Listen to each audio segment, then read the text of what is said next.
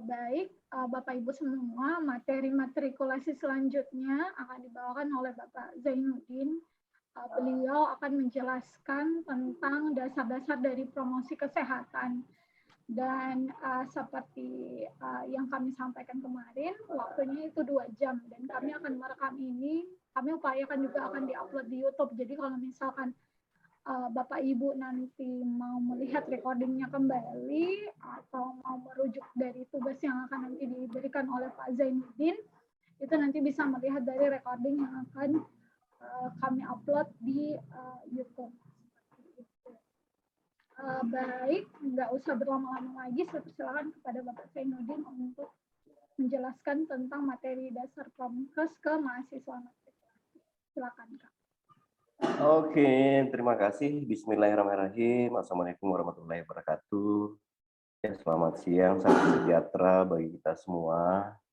Yang saya hormati Bu Muli selaku pengelola konversi FKM UPRI Makassar. Bapak Ibu, teman-teman sekalian, mahasiswa yang program ya mata kuliah dasar-dasar promosi kesehatan. Gimana suara saya jelas? Nggak didengar? Halo? Jelas, Pak. Oh, jelas ya. Agar saya lebih tertarik bawa materi ini dan lebih semangat bawa materi ini, kita kontrak boleh ya? Ya, lebih awal kita kontrak dulu, kontrak pertemuan ya bahasanya. Jadi selama pertemuan ini saya mau kameranya on semua. Boleh ya? Coba di-on-kan semua kamera, karena saya juga mau lihat ini mahasiswanya serius nggak menyimak atau tidak. Jadi semuanya kameranya on. Ya nggak apa-apa pakai HP, yang pakai laptop, nggak apa-apa. Tapi selama proses ini, matrikulasi ini, semua kameranya di-on-kan. Ya, jadi tidak ada itu. Ada yang mungkin pernah ikut pelatihan, ya, ikut pelatihan Japung, ya. Itu kalau pelatihan itu tidak boleh kamera dinonaktifkan. Jadi kalau mau izin, angkat tangan, izin. Saya baru mulai kalau semua kameranya sudah aktif, Bu Muli. Ya. Soalnya Kak ada beberapa yang masih kerja, karena kan ini mahasiswa matrikulasi mereka lagi kerja. Oh, ya tapi setahu saya ini kan 3 hari yang lalu ini diinformasikan jadwalnya kan, harusnya mahasiswa semua mengalokasikan waktunya, iya kan? Ya, jadi persiapkan saya dari kemarin ini persiapkan waktu, termasuk saya punya alarm, saya di kalender itu saya sudah jadwalkan. Jadi saya mau memang betul-betul ya disimak ini secara serius, apalagi ini menjadi salah satu kompetensi kita di ilmu kesehatan masyarakat, ya. Beberapa pendekatan-pendekatan dari ilmu promosi kesehatan. Nggak apa-apa kan, kalau begini agak lama juga menyita waktu, Bu Muli.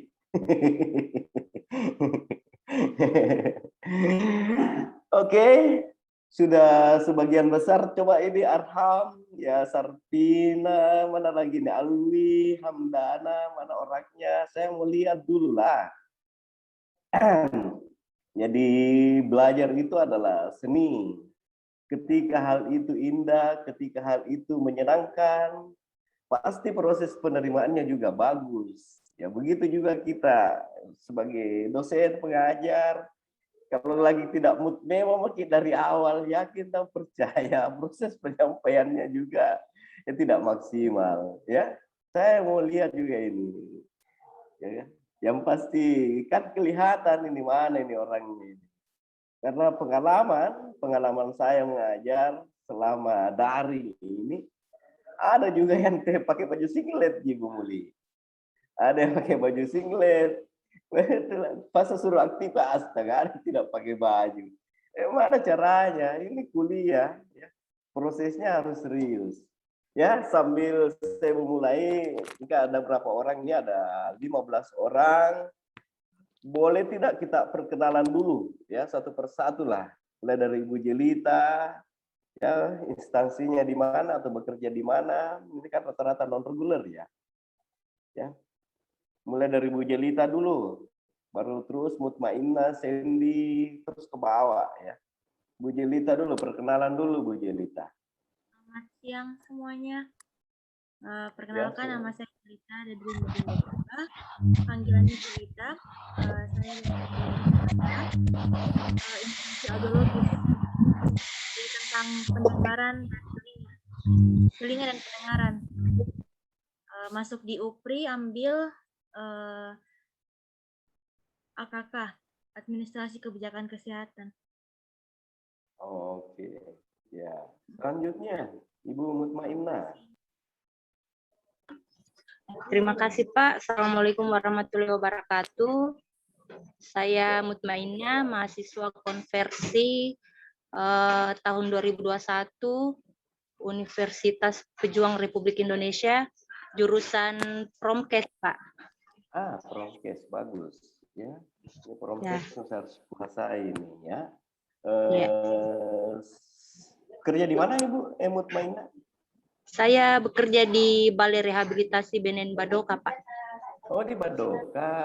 Iya, Pak. Iya. Boleh lah, nanti kontak-kontakan. Kebetulan kami juga punya lembaga rehabilitasi narkoba.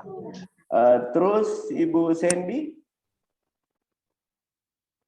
Bu Sandy, mana ini orangnya? Iya Pak, siang Pak. Coba diaktifkan kameranya Bu Sandy. Sebentar Saya mau Pak, lihat. saya kerja di laboratorium, ada CCTV, saya nggak berani main HP Pak. Oh iya, oke.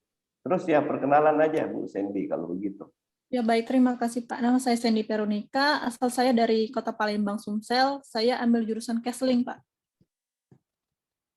Oke, kerja di mana? Di Rumah Sakit New Taipei Veteran General Hospital. Di mana itu? Di Taipei, Cina Pak. Oh, di Cina? Ya. Wah, jauhnya. Jadi sekarang ada di Cina ini? Ya Pak. Wah, luar biasa. Hebat ya, ini kelas internasional ini. Karena siswa kita dari luar ya. Oke, selanjutnya Bu Dewi Kartika. Dewi Kartika. Saya memastikan monitor apa tidak. Ibu Erniati. Nah, Dewi Kartika ini cuman aktifkan saja. Ibu Erniati.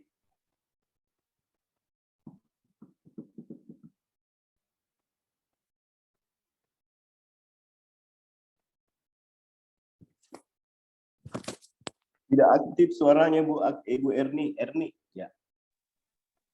Atau saya jawab saja. Iya. Saya Tabe. Saya Erniati, saya juga ambil jurusan Promkes Pak, sama dengan Ibu Mutmainnah. Saya juga satu kantor dengan Ibu Mutmainnah. Sama-sama di Badoka. Iya. Oke. Ya, Iya. Pak Iksan, mana Pak Iksan? Ini aktifkan dong kameranya. Pak Muhammad Iksan. Ibu itu sudah 2 ya. Pak Iksan, aktifkan kameranya Pak Iksan. Pak Iksan izin Pak. Kayaknya lagi meeting Pak. Itu satu kantor juga sama kami. Meeting, ya kalau meeting. Oh, Iya. begitu ya. Iya. Marmina. Ibu Marmina, mana tuh Ibu Marmina? Kerja di mana ini Bu Marmina?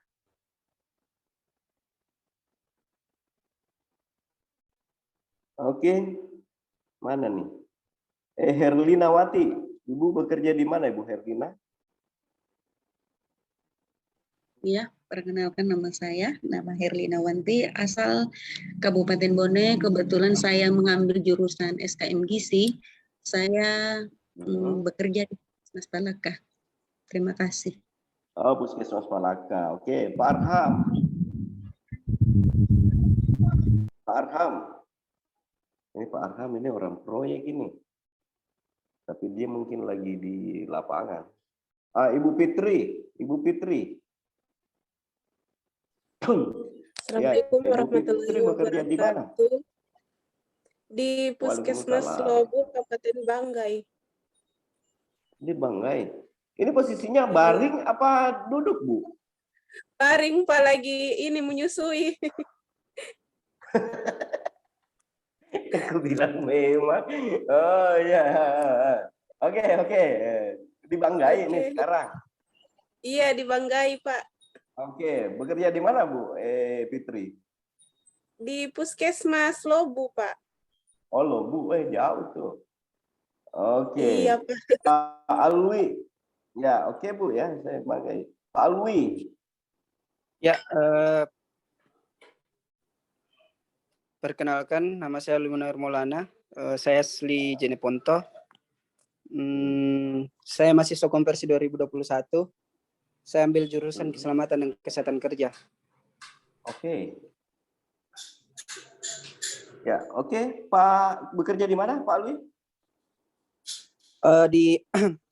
Di TL, Pak. Transmisi. Oh, mantap. Oke, Pak Ahmad. Halo, Pak Ahmad. Boleh perkenalkan diri? Baik, Pak. Terima kasih. Perkenalkan, nama saya Ahmad. Saya berasal dari Kalimantan Selatan. Saya mengambil jurusan AK3, K3U, dan saya sekarang masih bekerja di salah satu perusahaan di Kolaka, Pak.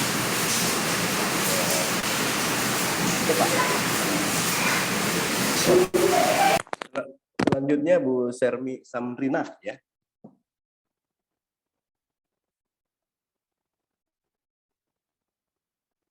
Oke, ini perkenalan singkat aja.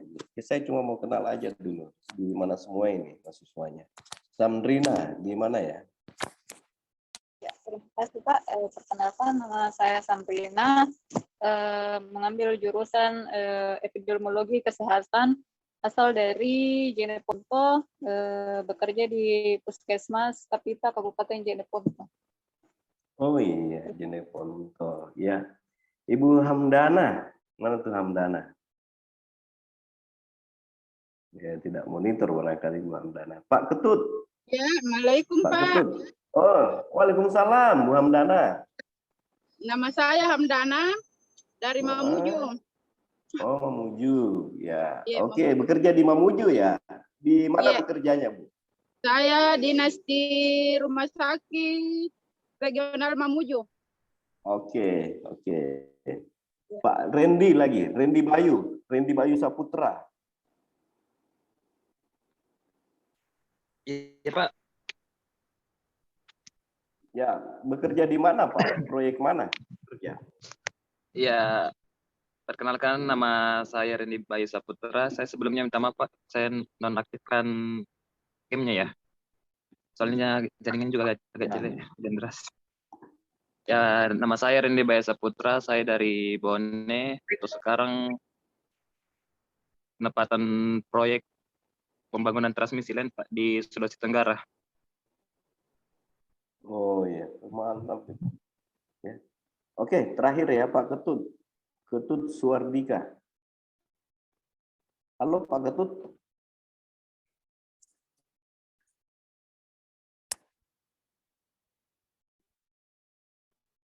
Halo Pak Ketut. Oke ya, jadi begitu saja perkenalan dari teman-teman. Jadi mungkin teman-teman juga bertanya, siapa ini Pak Senudin, atau saya. Jadi saya perkenalkan diri ya. Saya dosen FKM UPRI, bergabung dari 2007. Ya, jadi praktis sudah 3 tahun di ya riwayat itu jurusan promosi kesehatan dan menjadi direktur ya.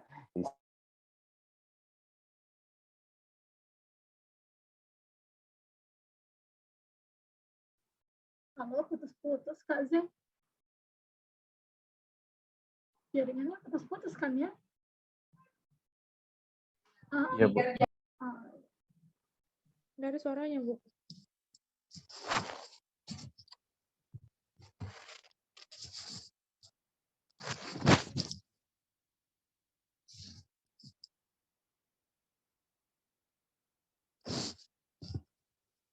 Yang tarik-tarik jemputnya mungkin.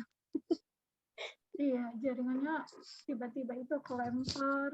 Kan gitu biasa Zoom-nya. Kelempar keluar terus masuk lagi. Oh, itu masuk lagi. Kalau Kak, kayaknya jaringan tadi deh, Kak. Kak Zai. Halo, Kak. Apa diminta Iya, tadi saya minta untuk perkenalkan diri ya, karena saya mengetahui latarnya Bapak Ibu sekalian.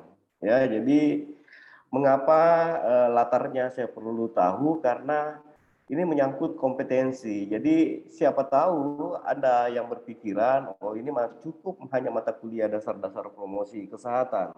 Ya, jadi bagi mahasiswa promosi kesehatan saja. Padahal ini adalah mata kuliah umum yang semua mahasiswa itu harus program, karena ini ya memang banyak kajian-kajian kompetensi yang akan kemudian dibahas di sini, khususnya kompetensi di dalam pemberdayaan masyarakat.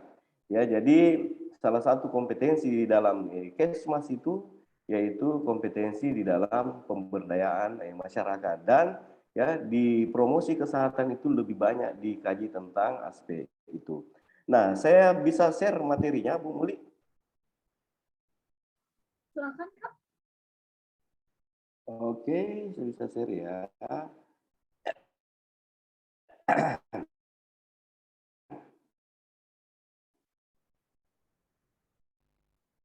Bukan ini, salah. Nah, itu materi kedua. Ini kayak, oh ini sih. Ini. Oke, kelihatan ya, Bapak Ibu sekalian. Ya, jadi saya mulai dulu dari pengertian, karena pasti ya sebagian besar ya ini baru mungkin mendapatkan informasinya. Ya, jadi pengertian dari Promkes ini kita ambil beberapa ya referensi. Maaf, Kak, ya, belum di itu slideshow. misalnya. Oke, saya slideshow dulu, mana tuh? Sabar ya. Ini masalahnya ada yang menutupinya. Oke, nah ini dia. Oke. Oke, Kak. Ada yang menutup. Oke, ya. Ya, kelihatan ya. Jadi ini ada beberapa referensi ya. Ya, sorry ya. Ini. Ada beberapa referensi menurut Lawrence Grant bahwa promosi kesehatan itu adalah segala bentuk kombinasi pendidikan kesehatan dan intervensi yang terkait dengan ekonomi, politik, dan organisasi yang dirancang untuk memudahkan perubahan perilaku dan lingkungan yang kondusif bagi kesehatan. Nah, ini asumsinya bahwa untuk promosi kesehatan, dia berbagai bentuk kombinasi pendidikan kesehatan. Apa itu pendidikan kesehatan? Adalah bagaimana proses menjembatani informasi pada praktek-praktek kesehatan. Pendidikan kesehatan dimaksudnya di sini adalah proses yang menjembatani informasi-informasi kesehatan menjadi praktek kesehatan. Termasuk adalah intervensi yang terkait dengan ekonomi, politik, dan organisasi yang dirancang untuk memudahkan perubahan perilaku. Ya, di mana dipahami bahwa perubahan perilaku itu tidak semudah seperti membalik telapak tangan. Kalau kita lihat misalnya bagaimana proses terjadinya perubahan perilaku, ya tentu tidak serta-merta orang merubah perilakunya karena dia tahu misalnya. Ya, karena dia misalnya memiliki kemauan. Bisa jadi ya sudah bagus pengetahuannya tetapi belum ada sudah bagus pengetahuannya tetapi dia belum memiliki kemauan. Ya, begitu juga sebaliknya, dia sudah bagus pengetahuannya, sudah memiliki kemauan tetapi dia belum memiliki kemampuan. Nah, bagaimana kemudian menurut Lawrence Grant ini ada kombinasi antara pendidikan kesehatan dan intervensi yang terkait lainnya seperti ekonomi, politik, dan organisasi sehingga memudahkan terjadinya perubahan perilaku. Nah, menurut Ottawa Charter, jadi berdasarkan deklarasi Ottawa, ya, Promkes itu adalah suatu proses untuk meningkatkan kemampuan masyarakat di dalam memelihara dan meningkatkan kesehatannya. Selain itu, untuk mencapai derajat kesehatan yang sempurna, baik fisik, mental, dan sosial, maka masyarakat harus mampu mengenal serta mewujudkan aspirasinya, kebutuhannya, dan mampu mengubah atau mengatasi lingkungannya. Ya, termasuk bagaimana fisiknya, sosial, budaya, dan sebagainya. Ini menurut Ottawa Charter. Ya, jadi pengertian Ottawa Charter ini kita coba kaji dulu ini pengertiannya, bahwa ya Promkes ini meningkatkan kemampuan masyarakat ya di dalam memelihara dan meningkatkan kesehatannya. Ya, kalau menurut Ottawa Charter, bagaimana informasi-informasi kesehatan ini dibawa kepada praktek kesehatan. Tetapi kalau di dalam Ottawa Charter yang tadinya sudah memiliki kemauan, memiliki pengetahuan, sudah memiliki kemampuan, dia juga memiliki kemampuan ya di dalam memelihara dan meningkatkan kesehatannya. Jadi di situ letak perbedaannya dari dua sumber ini. Oke? Terus menurut Green and Ottoson ya, bahwa Promkes ini adalah kombinasi berbagai dukungan yang menyangkut pendidikan, organisasi, kebijakan, dan peraturan perundang-undangan untuk perubahan lingkungan dan perilaku yang menguntungkan kesehatan. Nah, menurut Green ini bahwa untuk promosi kesehatan ya ini membutuhkan berbagai dukungan yang tidak hanya dari aspek pendidikan, organisasi, kebijakan, tetapi juga termasuk dari peraturan perundang-undangan untuk perubahan lingkungan dan perilaku. Kenapa?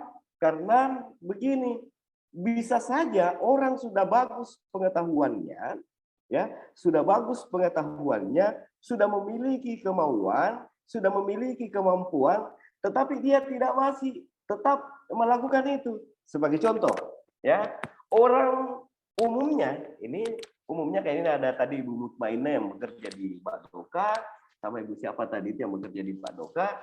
Rata-rata mereka yang pecandu itu sudah tahu ya dampak dan resikonya, misalnya konsumsi narkoba. Ya, sudah tahu ancaman apalagi namanya ini, dampaknya bagi kesehatannya, dampak sosialnya bagaimana.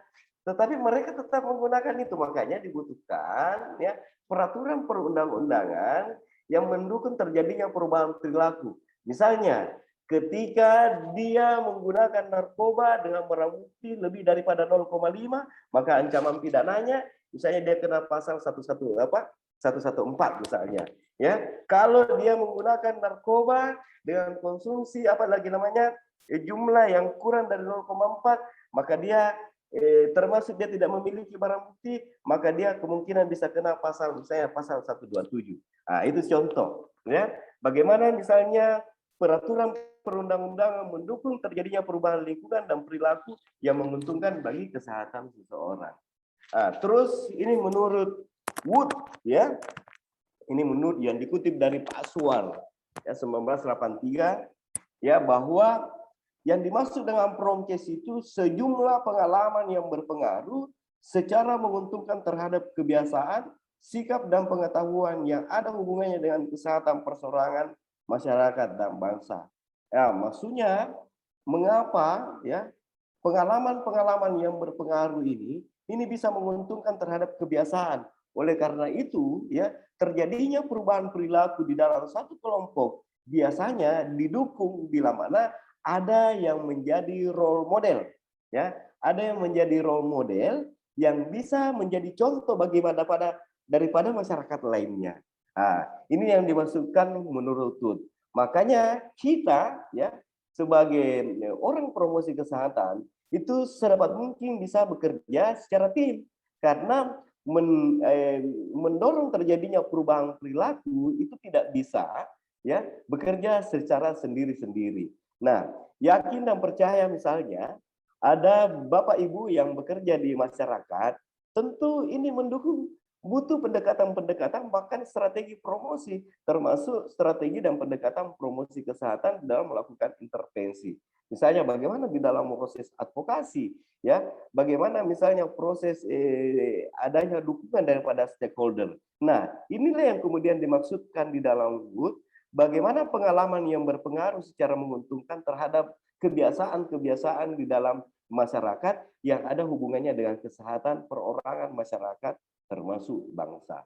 Nah, ini beberapa ini saya tidak perlu jelaskan satu persatu, tapi paling tidak teman-teman mengetahui promosi kesehatan ini secara sederhana saja, tidak perlu tekstual seperti ini menurut Niswender, menurut Grau, tetapi paling tidak Bapak Ibu mengetahui ini loh yang dimaksud dengan promosi kesehatan.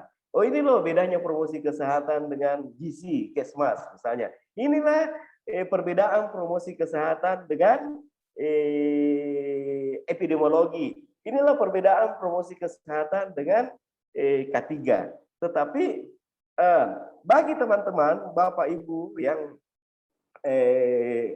misalnya yang belum butuhkan nanti STR, itu salah satu prasyaratnya itu adalah mengikuti ujian kompetensi. Ya, sekalipun saat ini sementara di moratorium ujian kompetensinya, tetapi beberapa pertanyaan-pertanyaan terkait dengan ilmu promkes itu tetap ada di dalam ujian kompetensi, sehingga ini wajib bagi Bapak Ibu sekalian untuk memahami ini semua. Nah, termasuk misalnya ini menurut Niswender, saya baca saja, suatu proses perubahan pada diri manusia ada hubungannya dengan tercapainya tujuan kesehatan perseorangan, kemudian diketahui tentang kesehatan di dalam perilaku yang diinginkan perseorangan atau masyarakat melalui proses pendidikan, ya.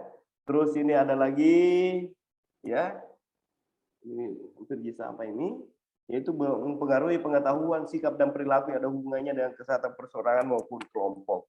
Nah, kemudian ini yang paling umum dipakai, ya, pengertian promkes itu adalah proses memandirikan, ya, masyarakat agar dapat memelihara dan meningkatkan kesehatannya.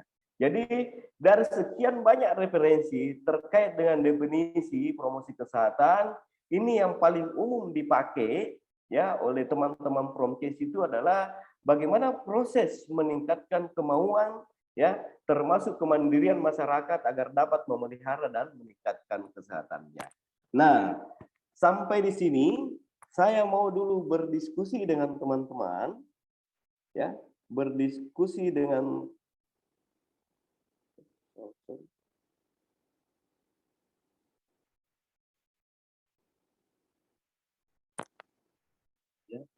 saya mau berdiskusi dengan teman-teman. Sampai di sini Bapak Ibu mengerti dengan teknik penyampaian saya, apakah terlalu cepat atau saya perlu kurangi?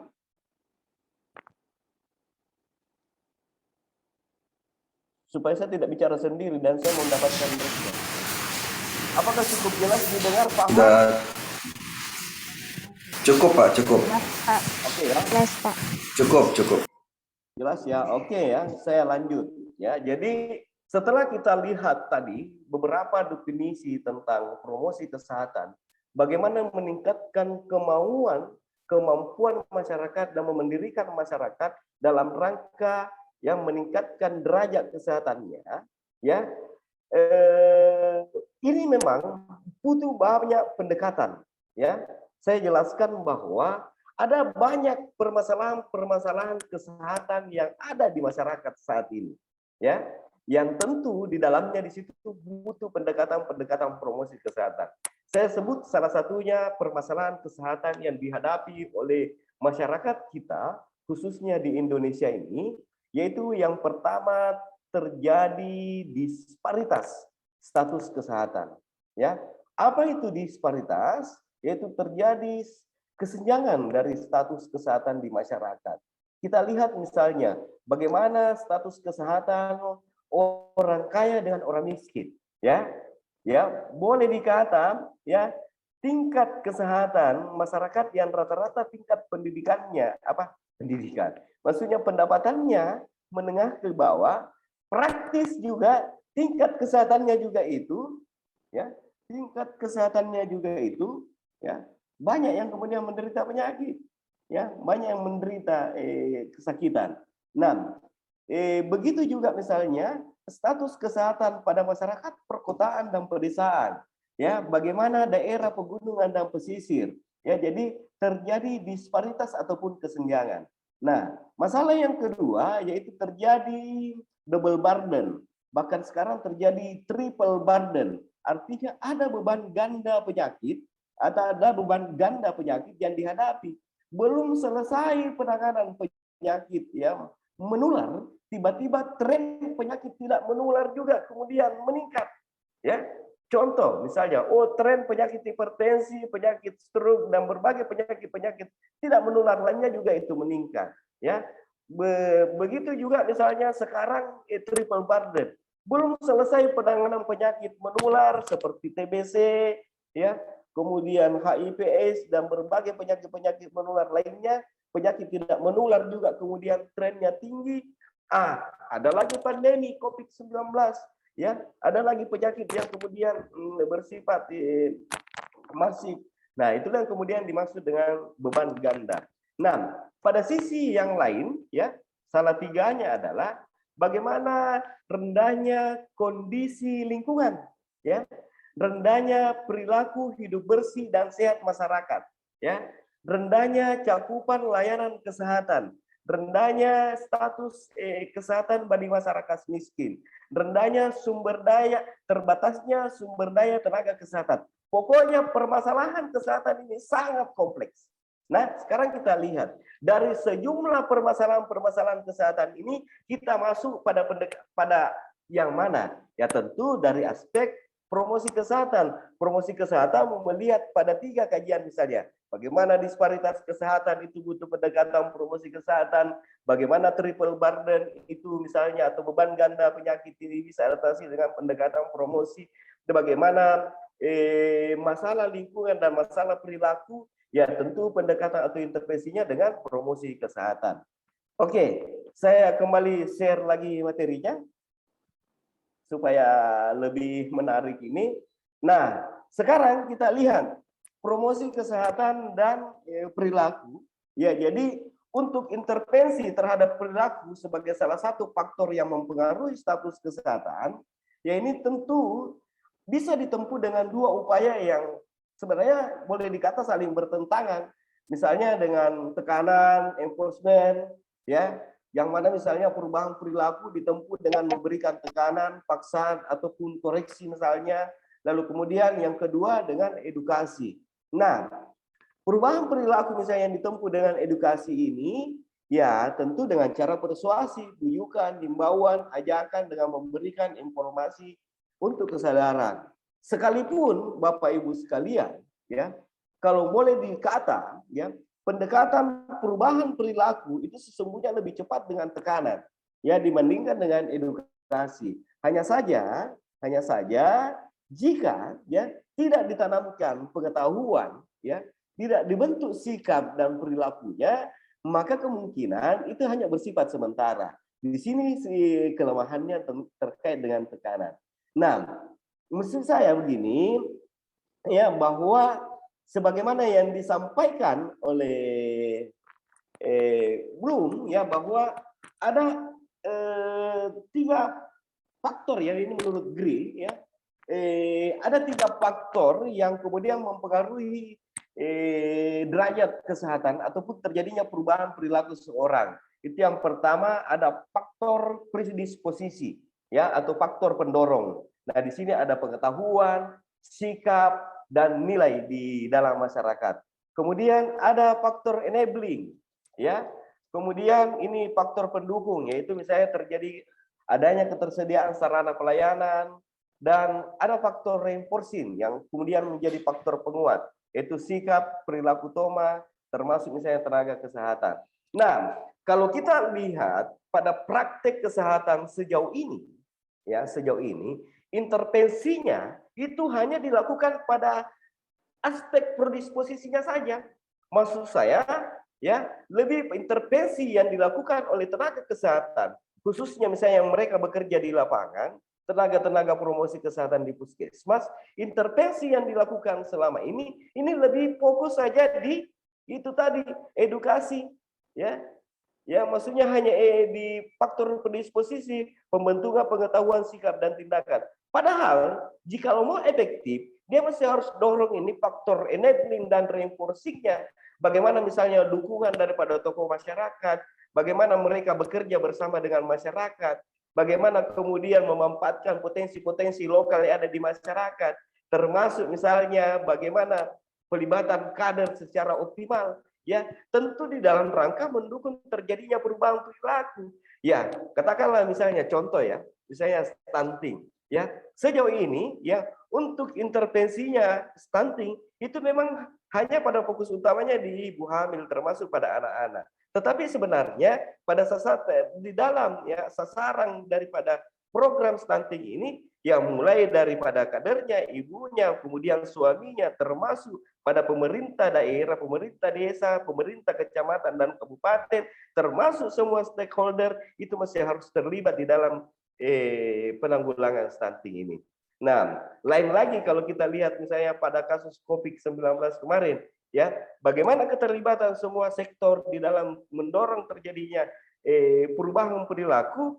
Ya, semuanya dilibatkan. Sekalipun sejauh ini kalau kita lihat dari aspek perilaku masyarakat, ya boleh dikata tingkat pengetahuan masyarakat itu, saya kemarin sudah lakukan surveinya ini di 4 kabupaten kota, bagaimana perilaku pencegahan masyarakat terhadap COVID-19, praktis ya, pengetahuan masyarakat tentang COVID itu sudah cukup bagus. Hanya saja di dalam implementasi praktik pencegahan itu tidak dilakukan. Nah, artinya apa? Nah, boleh jadi karena memang ya bukan karena pendekatan edukasinya yang kuat, ya. Bagaimana edukasinya yang kuat, tetapi lebih karena aspek tekanan, ya. Karena kebijakan kemarin misalnya, ya, pembatasan, kemudian adanya PPKM misalnya kemarin, ya, jadi orang berubah perilakunya karena keterpaksaan, bukan memang lahir karena adanya kemauan, bukan karena kemampuan. Nah, sekarang kita lihat, ya, bagaimana persoalan perilaku saat ini, ya. Nah, saya mau kasih contoh, ya, bagaimana seseorang yang mereka memiliki pengetahuan, ya, tetapi perilakunya masih merugikan kesehatan.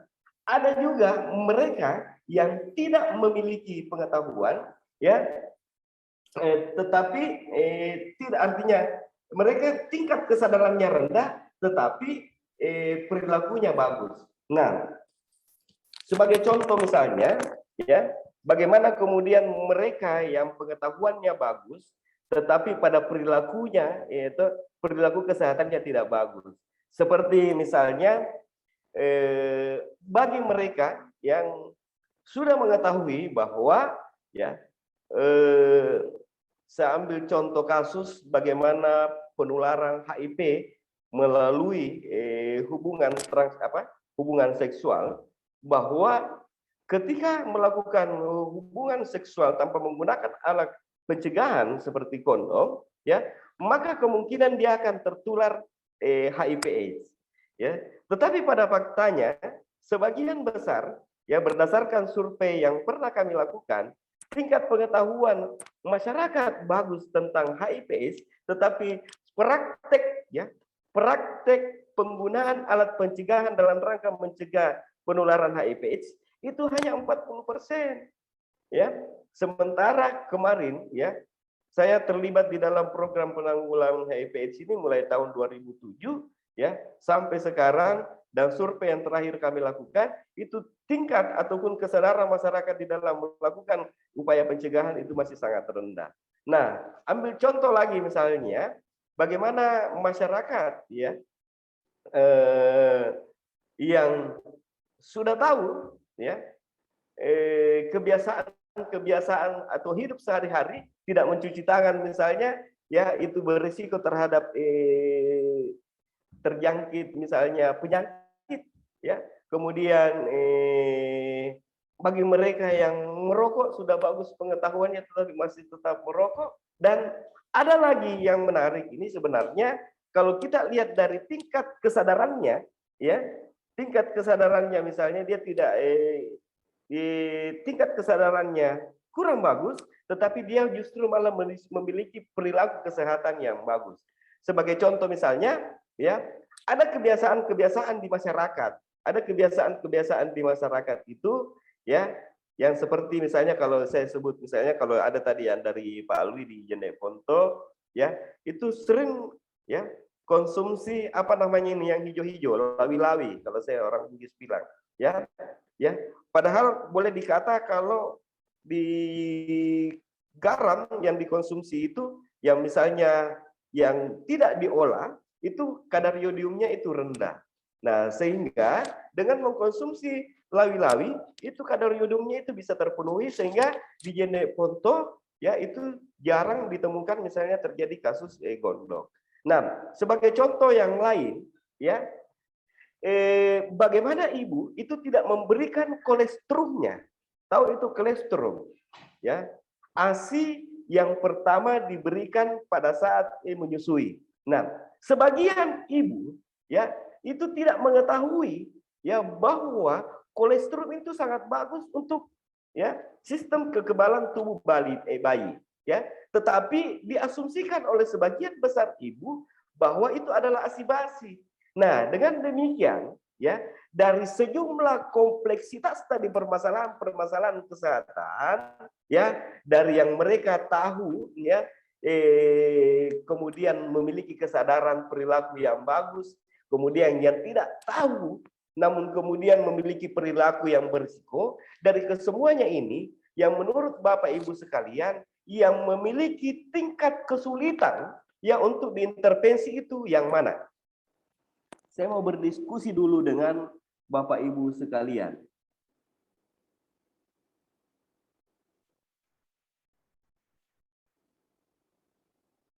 Halo, disimak enggak? Iya, Pak. Yang tidak mau, Pak. Disimak, Pak. Yang paling susah itu yang tidak mau. Ya, maksudnya begini, yang tidak mau itu yang seperti apa yang susah?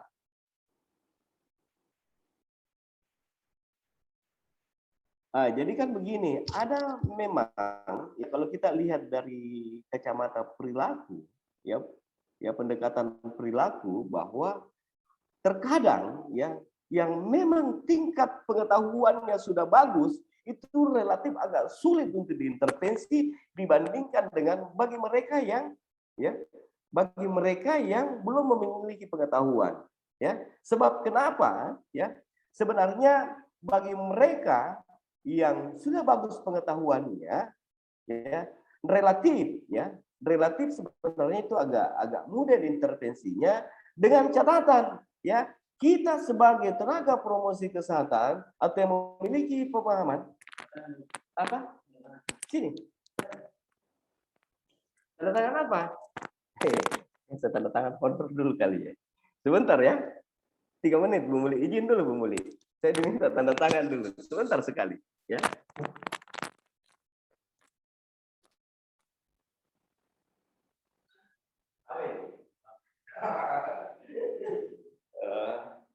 Kira tanda tangan honor Pak Gafur.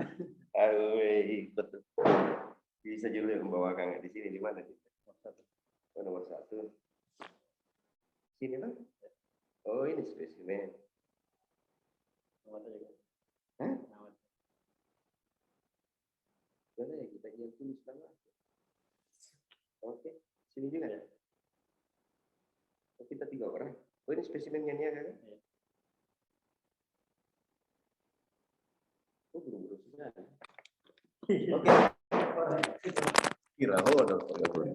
Oke. Ada tanda tangan spesimen ya.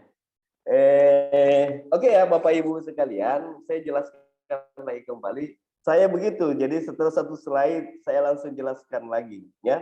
Bagaimana kompleksitas tadi permasalahan perilaku kalau kita lihat ya, inilah sampai kita orang promosi asumsikan bahwa memang intervensi perilaku itu tidak semudah seperti membalik telapak tangan. Justru kadang bagi mereka yang sudah tahu bahayanya, risikonya, tetapi mereka tetap berperilaku berisiko. Oleh karena itu, ya pendekatan kita sebagai seorang promotor kesehatan atau paling tidak memiliki pemahaman ya atau berlatar Kesmas, sarjana kesehatan masyarakat, sedianya menghadirkan alternatif perubahan perilaku.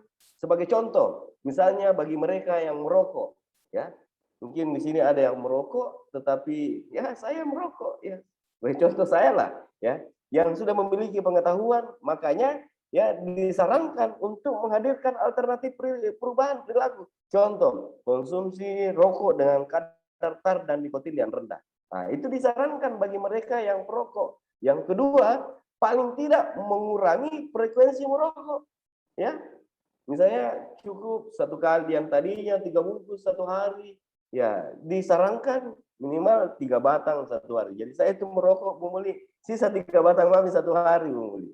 Ya, karena saya sudah menghadirkan alternatif perubahan perilaku. Ya, dengan demikian nanti perlahan-lahan bisa berhenti. Nah, contoh alternatif perilaku lainnya, misalnya bagaimana bagi mereka yang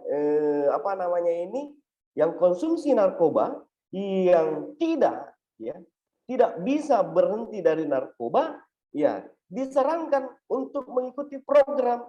Ya, caranya misalnya yang mereka tidak bisa berhenti disarankan dulu. Oh, mesti harus mengikuti program rehabilitasi. Nah, jikalau sudah mengikuti program rehabilitasi lagi, misalnya dia belum bisa berubah perilakunya, dibantu dulu misalnya ya dengan metadon. Dia mesti harus konsumsi metadon sehingga dia bisa perlahan-lahan, kemudian dia bisa beralih ketergantungannya. Nah, contoh lagi, saya kembali share lagi materinya supaya tidak paten ini dijelaskan. Saya mau lihat juga, ya. Sampai di sini paham ya, bagaimana promosi kesehatan dan perilaku. Nah, sekarang kita lihat, ya, bagaimana keterhubungan, ya,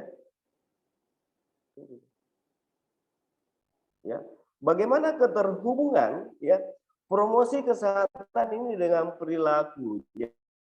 Jadi kalau kita lihat, ya, di dalam pendekatan promosi kesehatan ini, ya ini tadi yang ini menurut Bloom ada 4 faktor yang mempengaruhi derajat kesehatan, ya. Jadi ya salah satunya adalah yang pertama lingkungan, yang kedua keturunan, yang ketiga ini pelayanan kesehatan, dan yang keempat ini perilaku. Nah, sekarang kita lihat bagaimana ketika perilaku ini diintervensi. Tentu intervensi perilaku ini ada beberapa ya faktor yang mendukung terjadinya perubahan perilaku ini menurut Green tadi. Jadi ada faktor predisposisi, ada enabling faktor, dan ada reinforcing faktor. Nah, bagaimana mengintervensi ini berdasarkan faktor-faktor tadi yang mendukung terjadinya perubahan perilaku? Ya, sejauh ini ya upaya yang dilakukan dan cukup efektif. Misalnya di dalam mendorong ini faktor predisposisinya, yaitu melalui upaya komunikasi dan penyuluhan. Nah, untuk enabling faktor, ya, enabling faktor melalui kegiatan pemberdayaan. Sebagaimana ini menjadi salah satu kompetensi inti daripada kesehatan masyarakat.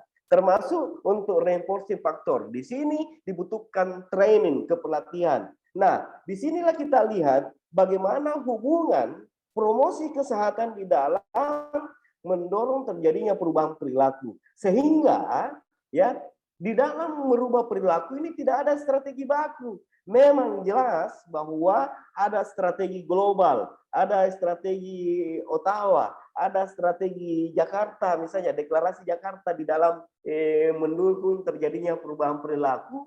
Tetapi saya melihat bahwa dari sejumlah strategi-strategi ini tidak ada strategi yang baku, ya, untuk promosi kesehatan. Sekalipun ada strategi yang umum digunakan, yaitu strategi global.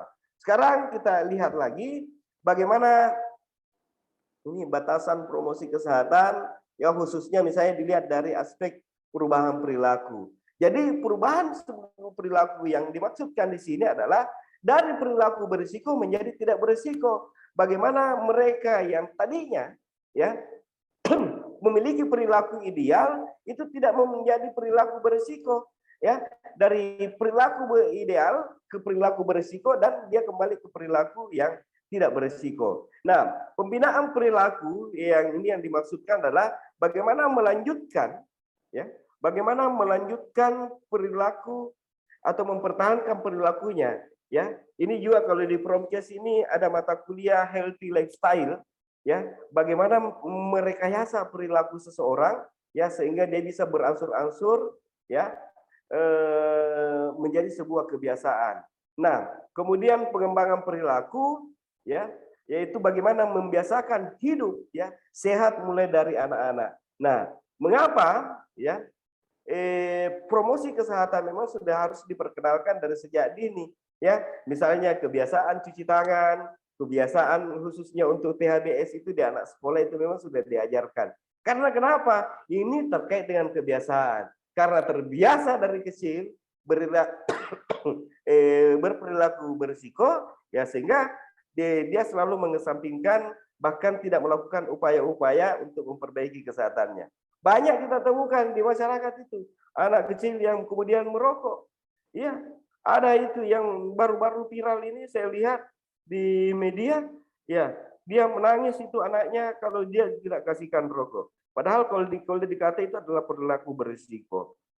Terus, nah ini tadi masih kita bahas tentang pengertian sebenarnya ini, ya, ini bedanya antara pendidikan kesehatan ataupun promosi kesehatan. Dulu saya masih jurusan pendidikan kesehatan, nanti di 2012 itu,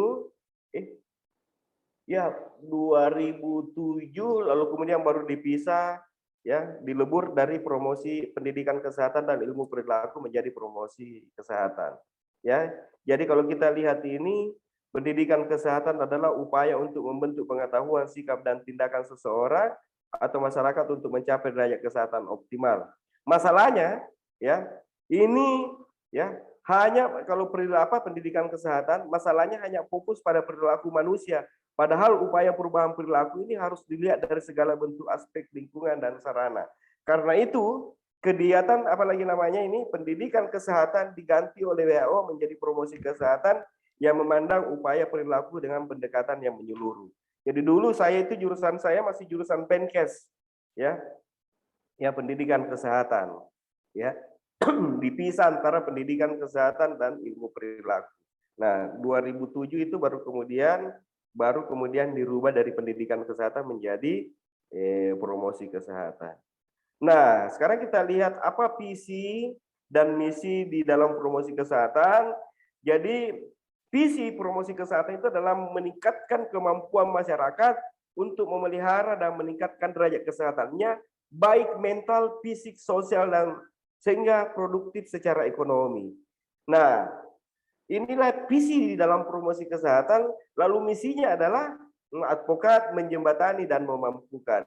Jadi, kita, ya, untuk mencapai misi ini, upaya yang kita lakukan, ya, upaya yang dilakukan adalah mengadvokasi, bagaimana menjembatani dan memampukan. Persoalannya, ya, yang sejauh ini yang dilakukan itu hanya sampai di sini saja, diadvokasi dan menjembatani. Tetapi kita tidak pernah mengetahui apakah memang betul masyarakat sudah mampu. Nah, oleh karena itu, mengapa proyek-proyek misalnya yang didanai oleh donor itu jauh lebih, ya, terukur capaiannya dibandingkan dilakukan oleh pemerintah. Karena sejauh ini, mohon maaf, institusi pemerintah itu jarang melakukan evaluasi program.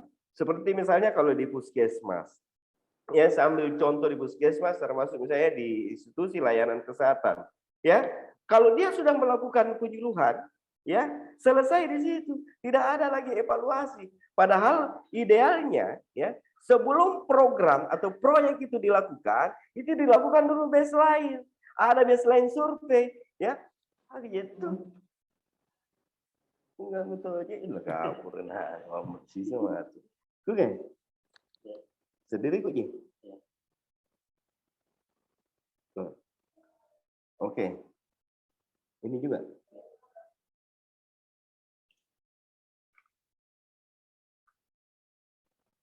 Di sini lagi. Oke. Sudah, Pak? Oke. Didengar sampai di mana tadi ini? Halo? Halo? Bapak Ibu? Sampai menjembatani, Pak. ya, Setelah advokasi. Oke.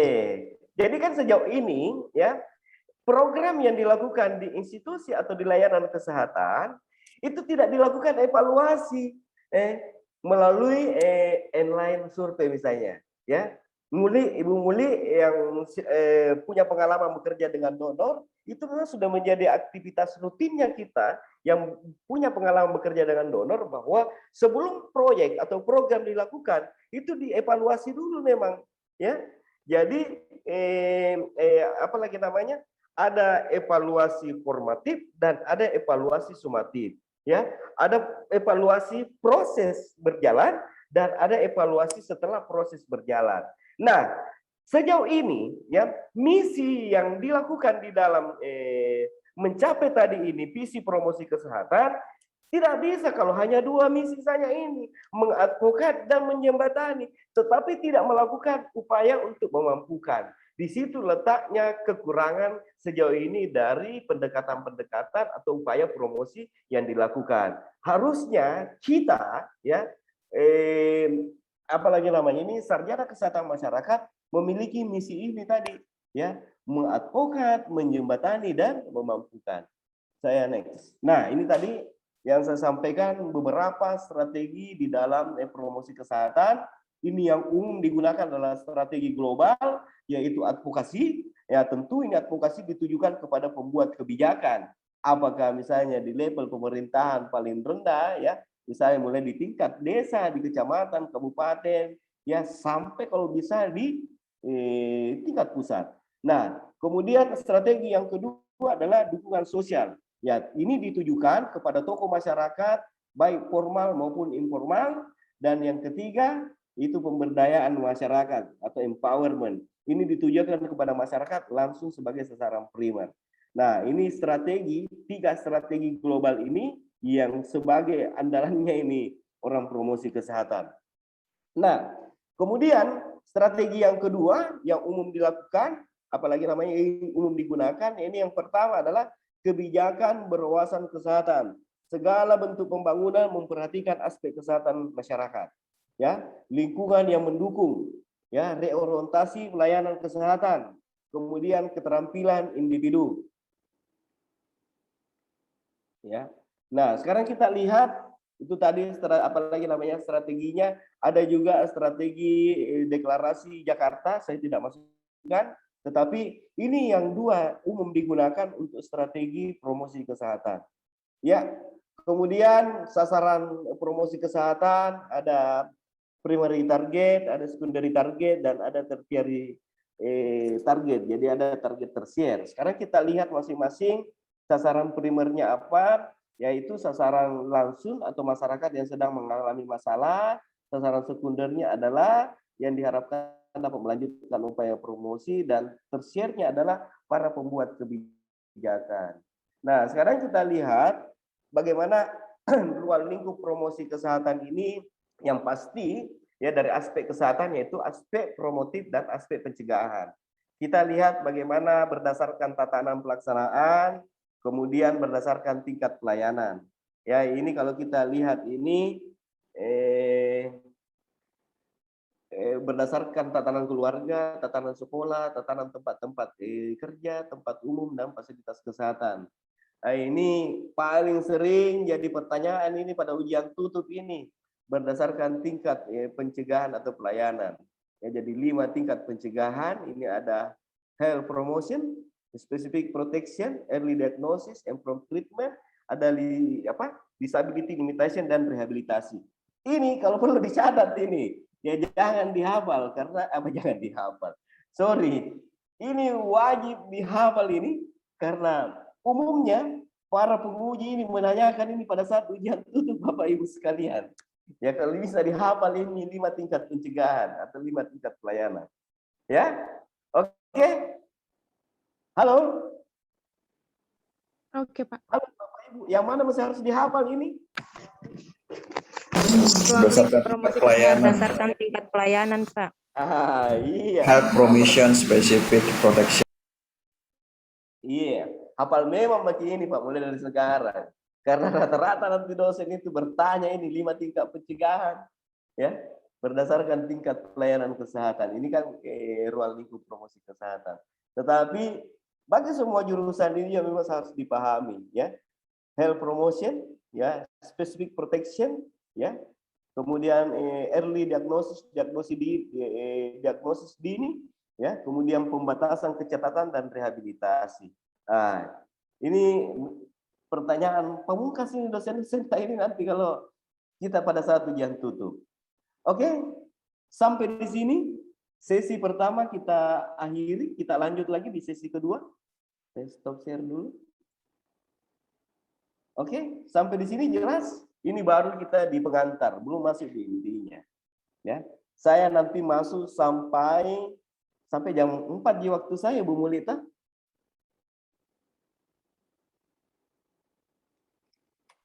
Masih, Kak.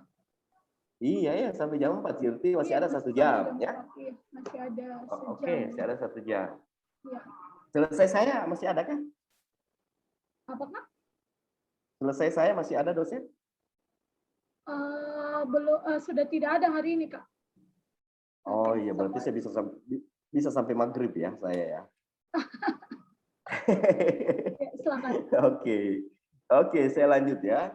Saya lanjut lagi di materi kedua saya. Saya lihat dulu ya.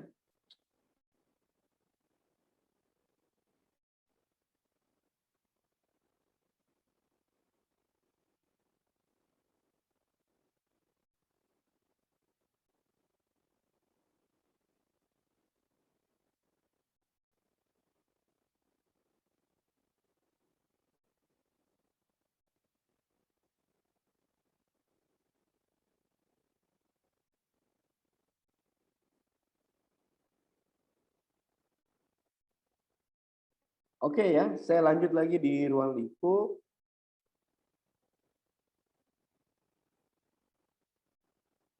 Nah, ini ruang lingkup Promkes. Yang pertama itu adalah mengembangkan kebijakan pembangunan berwawasan kesehatan.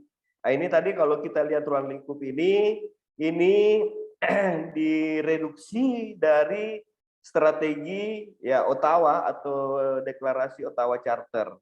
Ya, bahwa ruang lingkup yang pertama di dalam promosi kesehatan itu bagaimana mendorong mengembangkan pembangunan atau kebijakan berwawasan kesehatan, kemudian mengembangkan jaringan kemitraan, memperkuat kegiatan di masyarakat, ya, kemudian meningkatkan keterampilan individu, ya, mengarahkan pelayanan kesehatan yang lebih memberdayakan masyarakat. Sekarang kita lihat ya satu persatu bagaimana mengembangkan kebijakan pembangunan berwawasan kesehatan.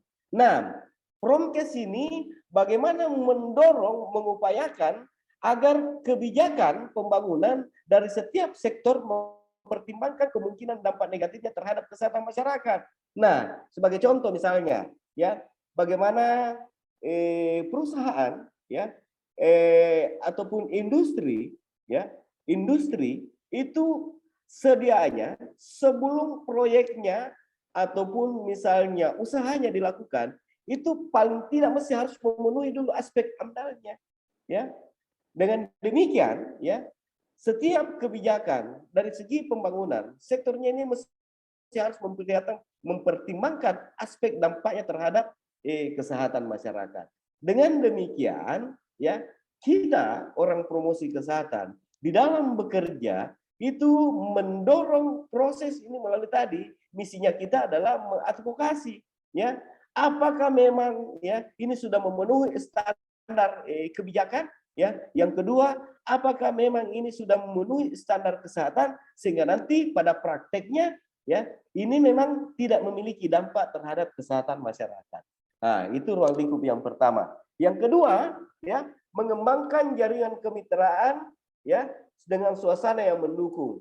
Nah, di sini mengembangkan jaringan kemitraan dan membina iklim suasana yang memungkinkan masyarakat termotivasi melakukan pembangunan kesehatan. Ini perlu harus diingat bahwa di masyarakat itu ada banyak individu-individu yang memiliki karakteristik yang tidak sama, ya.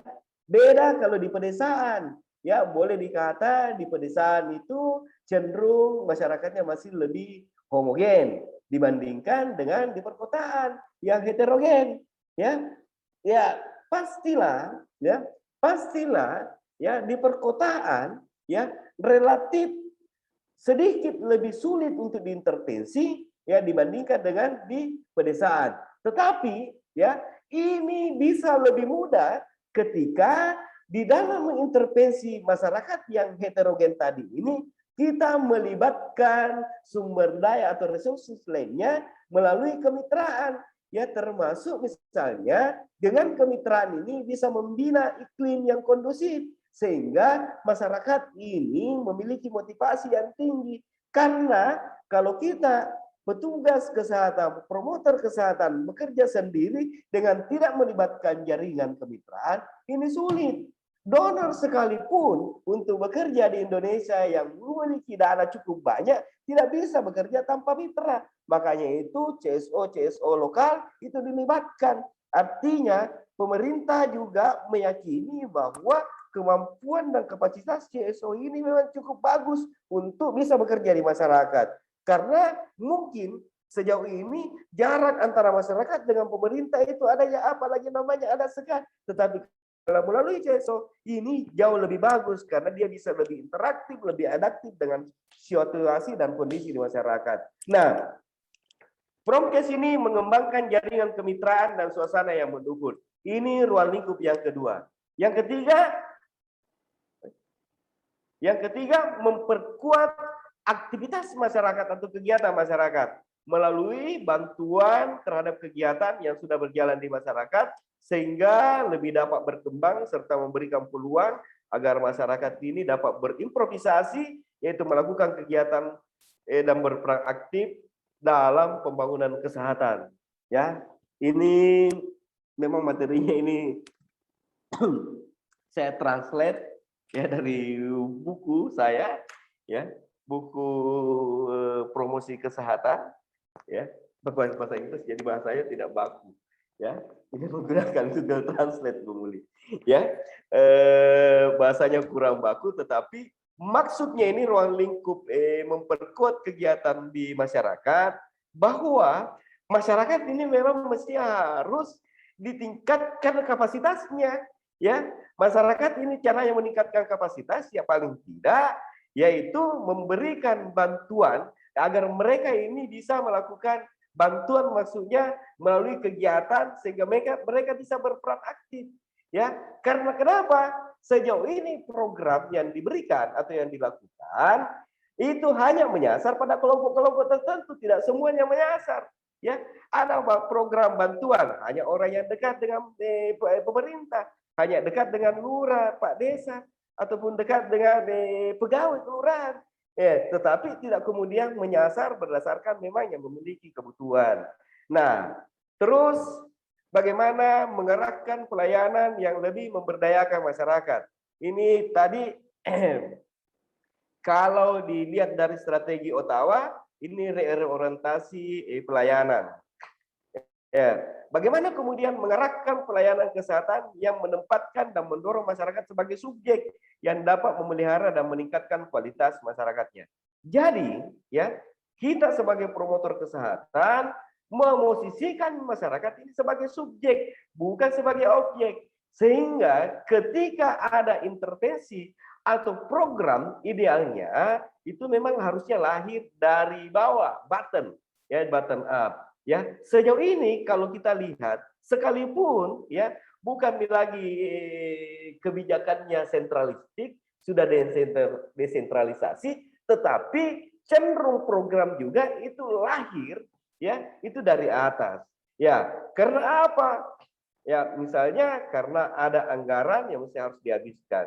Tetapi ini sudah bagus di puskesmas ya, melalui pertemuan yang dilakukan itu hampir setiap bulan itu pertemuan masyarakat, apa ya istilahnya itu kalau di puskesmas itu bagaimana kemudian melibatkan ini semua stakeholder masyarakat di dalam perencanaan program. Nah, idealnya ini bagaimana mengerahkan pelayanan kesehatan yang lebih memberdayakan masyarakat. Masyarakat mesti harus diposisikan sebagai subjek, bukan sebagai objek. Nah, sekarang kita lihat lagi, tadi ada beberapa tatanan sekolah, mulai dari tatanan keluarga, ya, tatanan sekolah dan tatanan tempat-tempat umum.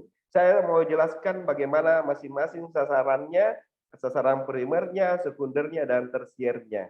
Ya, kita lihat ini ruang lingkupnya. Kalau kita lihat ini ruang lingkup pada tatanan keluarga, jadi keluarga atau rumah, ya, keluarga atau rumah pada keluarga atau rumah tangga adalah unit masyarakat terkecil. Oleh sebab itu, untuk mencapai perilaku masyarakat yang sehat harus dimulai dari masing-masing keluarga. Jadi di keluarga lah mulai dibentuk perilaku masyarakat. Orang tua, ibu dan ayah yang pasti jadi sasaran utamanya di dalam promosi kesehatan ini. Nah, terus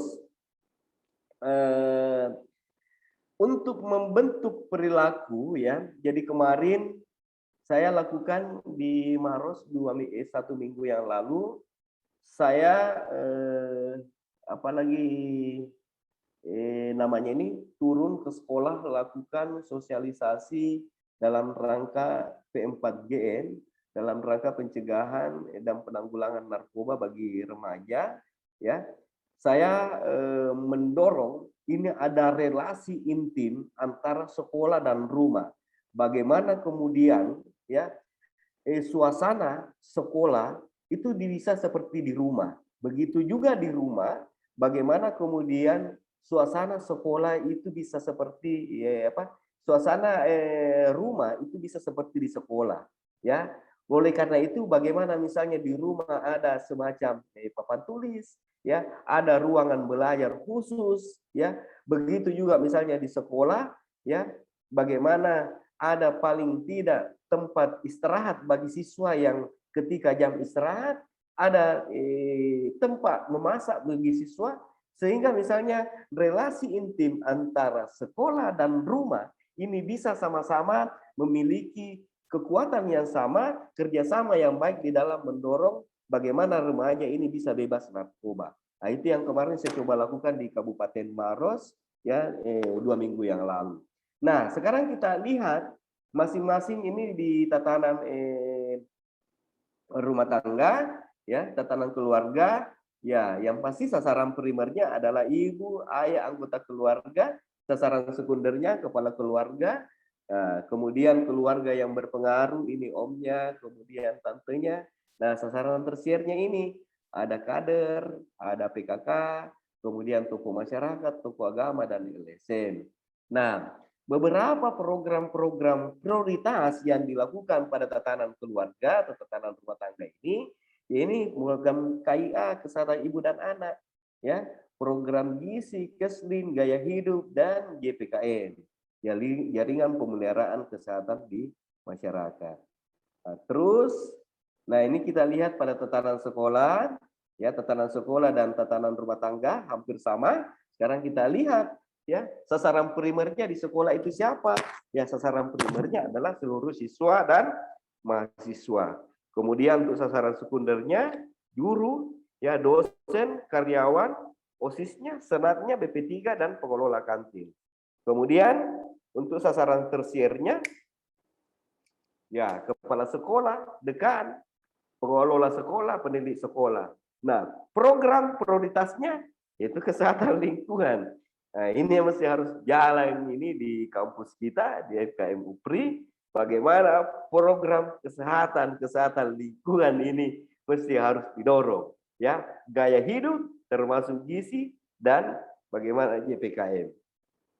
Nah, terus, ya, tempat-tempat umum. Sekarang kita lihat tempat-tempat umum, bagaimana sasaran primernya adalah pengunjung, pengguna jasa, ya, sasaran sekundernya karyawan ataupun pengelola, sasaran tersiernya adalah kepala daerah, ya, termasuk program prioritasnya adalah Keslin dan gaya hidup. Terus, ini materi kedua selesai, saya cepat-cepat aja. Waktu saya sisa 20 menit lagi. saya mau langsung masuk di materi inti saya ini sebenarnya bagaimana pendekatan dan perubahan perilaku yang terjadi di masyarakat. Ya. Oke, sampai di sini semangat atau ada yang mau bertanya? Ya, saya buka dulu lah sesi pertanyaan. Ya, saya mau ada yang bertanya lah 3 orang. Saya Pak. Ya, Pak Ahmad, silakan.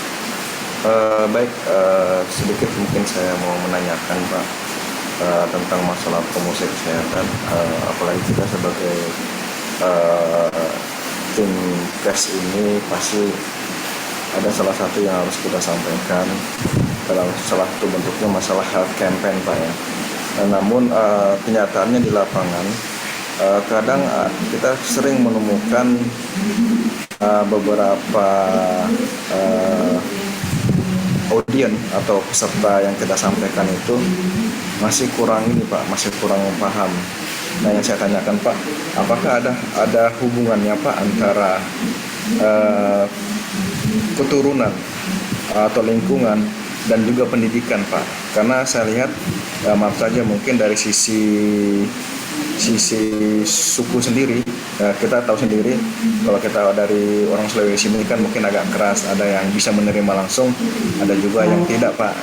Karena dari sisi pendidikan saja kadang sudah tinggi, tapi juga kadang dari sisi ini juga lingkungan juga berpengaruh Pak. Jadi saya menanyakan apakah ada hubungan Pak antara lingkungan dan pendidikan begitu Pak? Oke. Ya. Saya langsung jawab ya.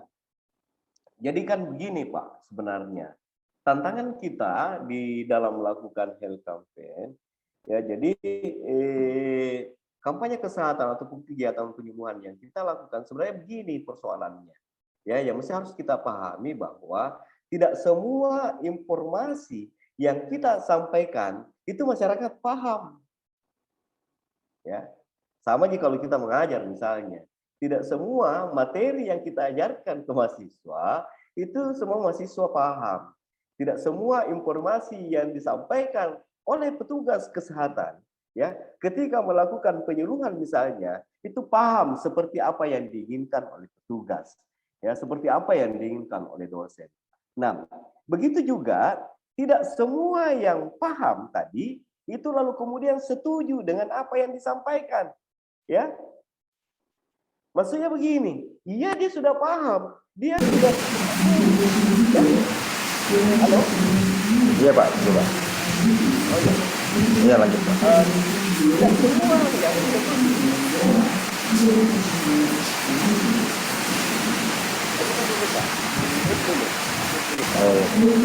berisik ya, oke.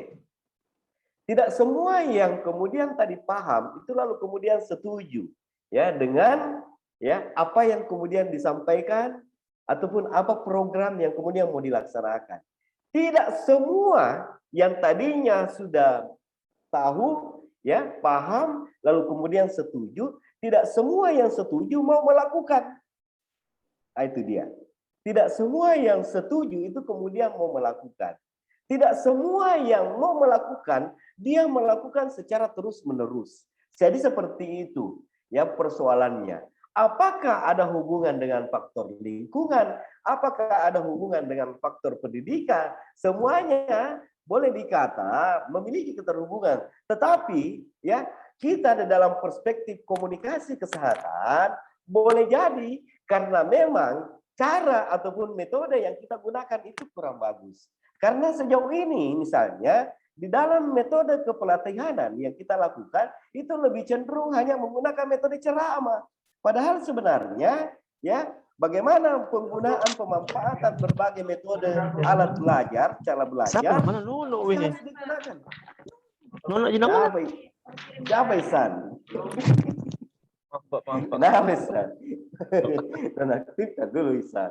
Itu Isan si Togi menjelaskan ke dia bicara. Sampai di mana ini? Sampai di mana? Metode penyampaian Pak selain ceramah. Ya, jadi kan misalnya dalam alat bantu belajar ya di dalam promosi kesehatan kan jadi diajarkan itu beberapa alat bantu pembelajaran, metode penyuluhan. Jangan hanya menggunakan tadi satu metode, misalnya hanya metode ceramah. Kenapa kita tidak memanfaatkan misalnya metode diskusi interaktif kelompok? Ya, kenapa tidak menggunakan metode diskusi interaktif individu? Kenapa tidak menggunakan gaya metode konseling misalnya? Kenapa tidak menggunakan metode simulasi? Kemudian berbagai metode yang memungkinkan orang tadi yang tidak mau, ya, itu menjadi mau, yang tidak mau menjadi memiliki kemampuan. Oleh karena itu, dipersyaratkan memang dalam intervensi perilaku itu tidak bisa hanya sekali, Pak. Minimal dia 5 kali. Minimal intervensi pertama, informasi dasar harus diberikan. Setelah informasi dasar, dilihat lagi sejauh mana efektivitas daripada informasi yang kemudian disampaikan. Sampai pada tahap evaluasi. Jadi, ya, ada 6 tingkatan pengetahuan, Pak, yang memang kalau kita lihat, ya, tidak hanya sampai pada tahunnya saja, tetapi bagaimana seseorang itu sampai pada tahap aplikasi. Nah, idealnya kita sebagai tenaga kesehatan, promotor kesehatan, di dalam mengintervensi perilaku itu harus tahu di mana ini kapasitasnya, sudah di kapasitas mana ini, atau di level mana ini perubahan perilakunya. Apakah dia sudah berada pada tahap sadar? Nah, sebentar kita lihat di materi saya berikutnya, ya. Apakah dia masuk di tahap prekontemplasi, dikontemplasi, siap aksi, dan mempertahankan. Karena beda intervensinya antara, ya, posisi prekontemplasi dan kontemplasi. Itu beda intervensinya. Tidak boleh disamaratakan. Nah, ini yang terjadi, ya, tidak ada. Makanya saya bilang tadi di awal, ya, kita sebagai orang yang sudah sering bekerja di donor, ya, bekerja di kegiatan pemberdayaan masyarakat, idealnya memang lakukan dulu baseline, lakukan dulu survei awal untuk mengetahui atau melihat sejauh mana kapasitasnya, karakteristik tingkat pengetahuan masyarakat. Dengan demikian, kita bisa lebih mudah untuk mengintervensi, ya, khususnya misalnya, oh ini ternyata dia masuk pada tahap prekontemplasi, ini kontemplasi, ini siap aksi dan aksi. Saya pikir yang paham betul ini tingkatan pengetahuan ataupun perilaku ini tadi yang bekerja di Badoka, Ibu Hamdana kalau tidak salah ya tadi ya, yang bekerja di Badoka, karena ini perubahan perilaku, Ibu Erniati. Siapa? Saya Perubahan perilaku. Iya kan, perubahan perilaku, tanggal perubahan perilaku itu. Nah, iya. Saya share materi saya yang terakhir, mana ya? Sambil saya lihat dulu. Oke.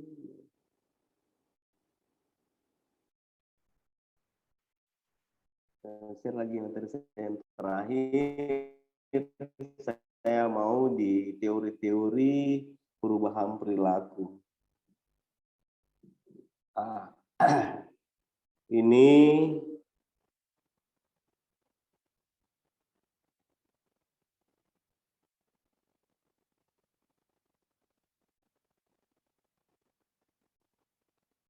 ini dia.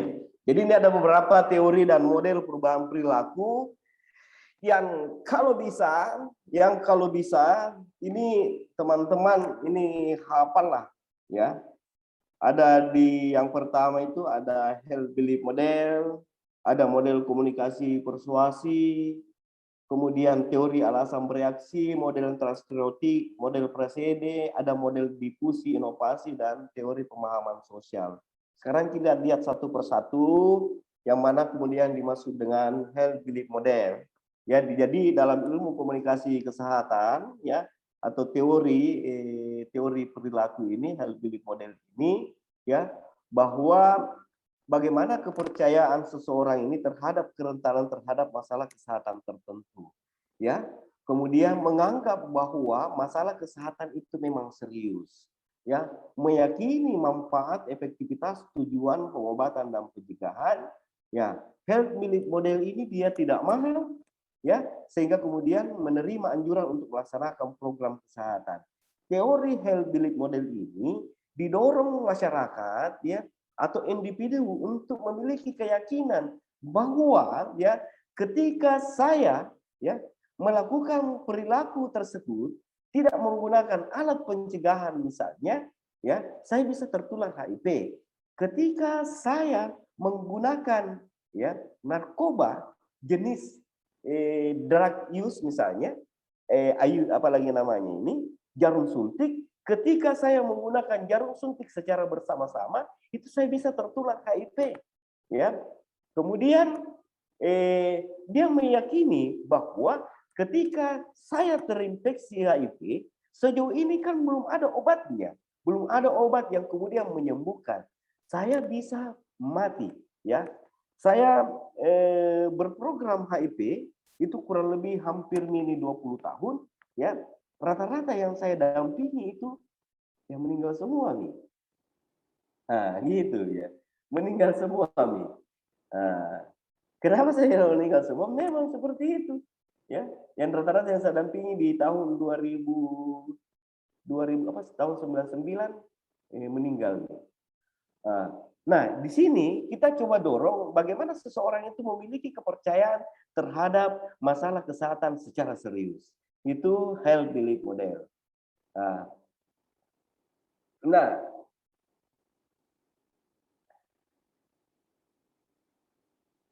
hanya saja, ya ini ada hanya sajanya, kelemahannya ini health belief model, ya, ini kepercayaan terhadap program kesehatan ini bisa dirusak, ya, apabila, ya, adanya kepercayaan lain yang berkembang di masyarakat, ya.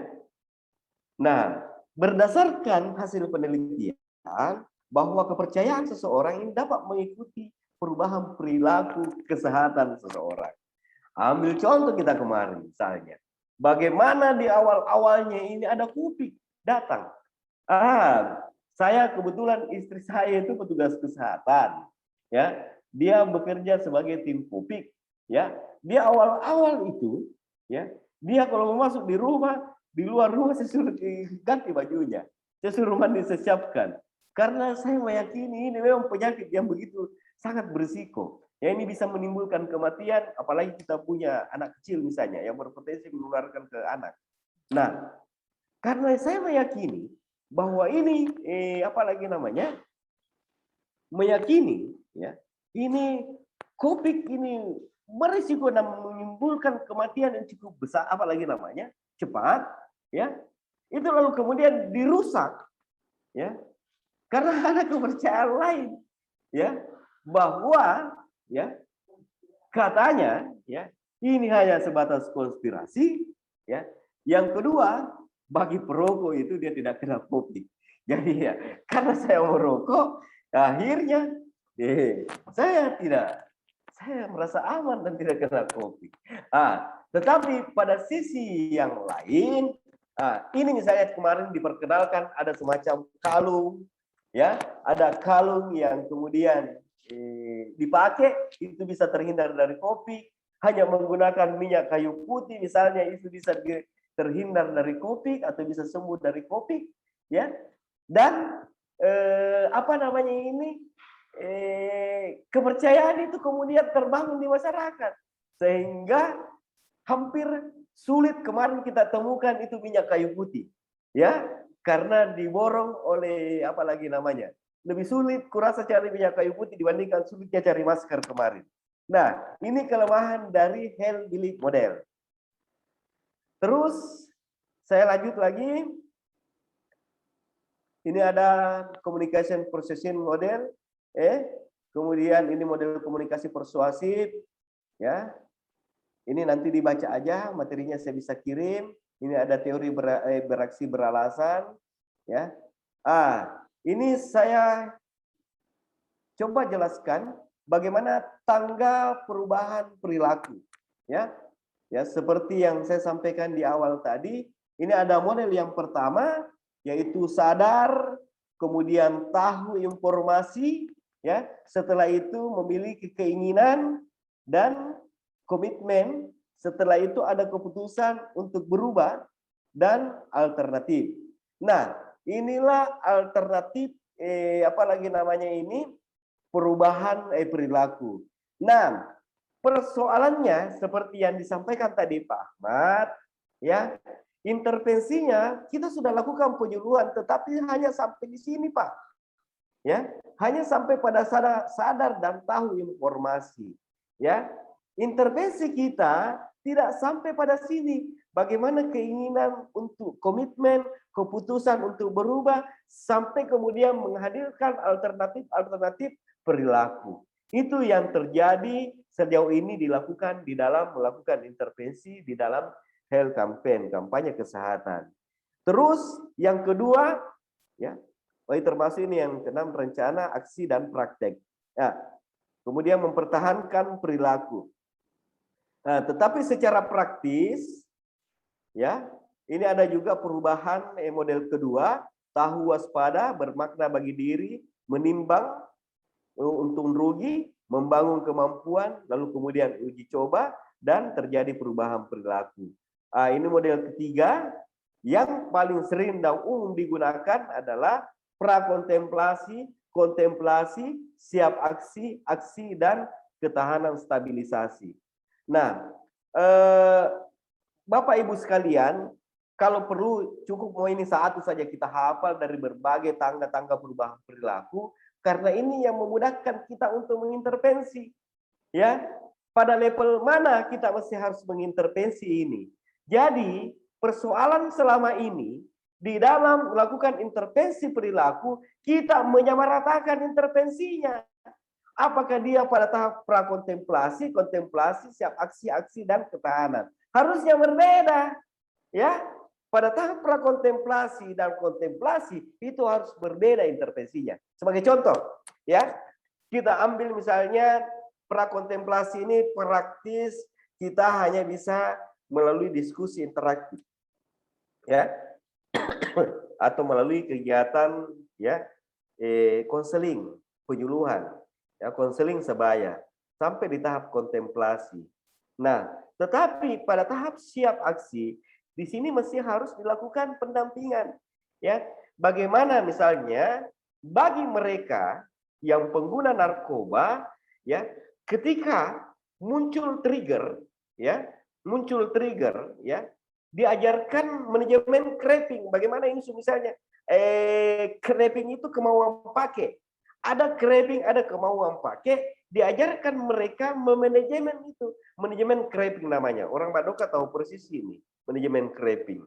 Nah, sampai pada tahap aksi. Ketika mereka sudah aksi berubah, tidak pakai narkoba, ini harus dipertahankan lagi. Intervensinya juga berbeda. Paling tidak bagi mereka yang tidak memiliki aktivitas, itu masih harus diberdayakan, diberikan kepelatihan, keterampilan sehingga dia bisa bekerja.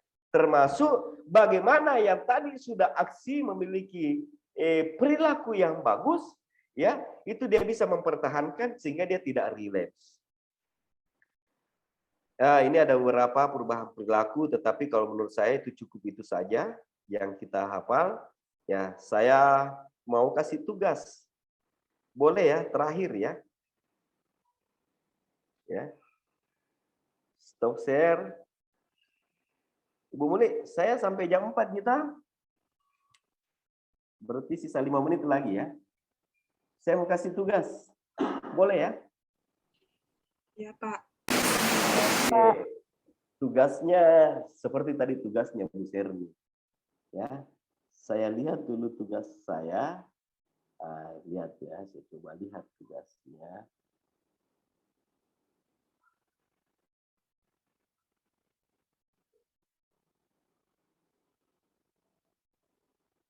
Apa ya namanya ya? Tugas. Ya.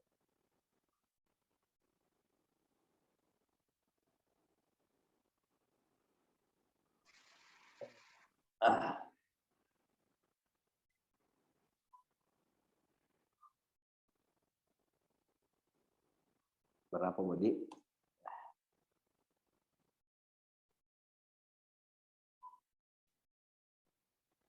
Lima nomor.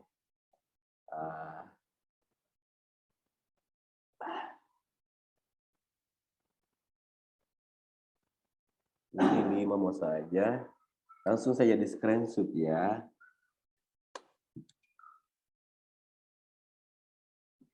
Langsung saja di screenshot. Mana tuh? Nah, ini dia. Bisa dilihat tidak? Bisa, Pak. Bisa, Pak. Oke. Gampang kita? Ini 2. Jelaskan aja. Kalau tidak ditahu atau tidak dimengerti, tanya memang. Semua yang saya jelaskan tadi ini ada semua, toh? Oke. Sudah di screenshot? Sudah, Pak. Sudah, Pak. Oke. Nanti tugasnya dikirim melalui WhatsApp ya. WhatsApp. Nah, ini nomor HP saya 0852 9920 7202. Kalau mau lewat email juga boleh. Nah, ini email saya Pak Sei Gmail. Oke. Nanti tugasnya di sini aja ya, dikirim di WhatsApp atau di email. Oke. Saya tidak mau dikumpul paling lambat kapan, Pak? Sebentar malam lah. Oh, malam ya, Pak. Iyalah. Atau toleransinya kapan ini? 1 minggu, Pak. Hah? Untuk menjawab ini yang benar aja lah. Besok, Pak. Sepusak sore kalau boleh.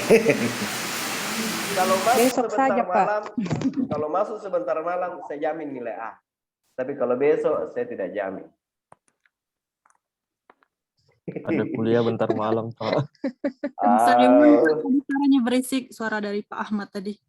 Oh ya, kalau sebentar malam tugasnya masuk, ya mungkin saya bisa jamin kasih nilai A. Tapi kalau besok baru masuk, ya berlomba-lomba mau kita dapat nilai A atau mau kita dapat nilai B. Batas jamnya, Pak? Jamnya sampai tengah malam, ya, karena saya mau melaporkan juga ya. Ya, jam 12, tapi tidak apa-apa, saya tidak memaksa. Ya, toleransinya sampai besok lah. Siapa tahu tidak sempat hari ini. Besok lah ya, besok sore ya, karena saya mau kirim nilainya sama Bu Muli besok supaya clear ya. Dikirim di mana, Pak? Tugasnya di email atau bisa kirim lewat WA? Lebih bagus kayaknya kalau lewat WhatsApp ya, supaya langsung. Kalau email kan saya harus buka laptop lagi. Ya, ini di sini aja. Ya, di WhatsApp ini saya. Pak, tugasnya ditulis tangan atau diketik? Terserah kita mau tulis tangan, mau ketik, tapi lebih bagus kalau kita ketik. Kecuali Pak, siap. Kalau mau juga voice call juga boleh, hanya rekam suara, Pak. Ini yang dimaksud dengan pengertian promosi kesehatan. Bisa begitu, Pak? Iya, tarik kita, tapi saya mau jawaban yang benar. Ya. Iya. Aduh, ada aja. Ya ditulislah, diketiklah. Ya, dikasih lengkap namanya dan NIM-nya, ya. Oke? Siap, Pak. Siap. Baik, Siap, Pak. Sudah ya? Masih ada Bu Muli? Ini saya sudah bisa stop share ya. Sudah di screenshot. Halo Bu Muli? Sudah, Pak. Sudah, Pak. Halo Bu Muli, mana ya Bu Muli ya? Bu Muli ngajar kayaknya, Pak. Oh, izin ngajar tadi.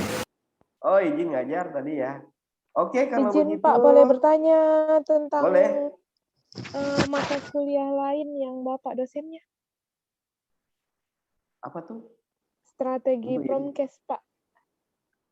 Oh iya ya. Iya, Pak. Itu dengan Pak Yudin itu, ya. Pak Yudin kemarin sudah selesai sebelum meet, Pak. Oh, begitu. Yalah, nanti kita atur jadwal ya. Siap. Saya konfirmasi di grup, bisa, Pak? Boleh. Terima kasih banyak. Ya, iya. Ya. Iya. Oke, kalau begitu kita akhiri aja ya. Saya tanya telepon dulu Bu Muli. Ini sudah selesai apa dia masih siapa tahu ada arahan lagi. Ya, saya kontak dulu, mana Bu Muli tadi ya. Jangan dulu live ya.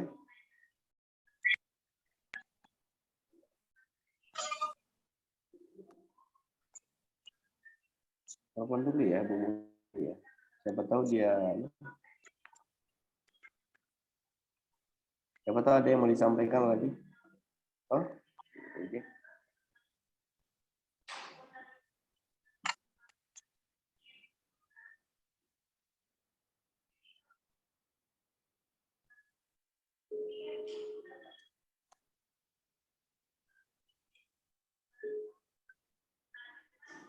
Oh, ya dia mau ngajar mungkin ya. Oke ya Bapak Ibu sekalian, kita udah pas jam 4 ya. Saya pikir demikian tugasnya. Jelas ya? Cukup Bapak Ibu sekalian. Kurangnya mohon dimaafkan. Saya akhiri dengan ucapan alhamdulillah. Billahi taufiq wa hidayah. Wassalamualaikum warahmatullahi wabarakatuh. Waalaikumsalam. Waalaikumsalam warahmatullahi wabarakatuh. Terima kasih, Pak. Terima kasih, Pak.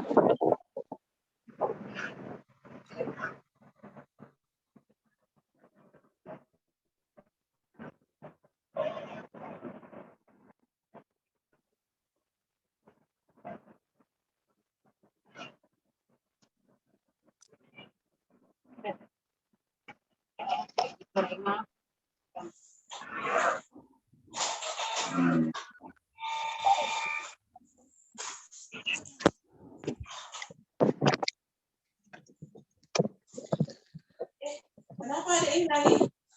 Kenapa nggak taruh di meja ini?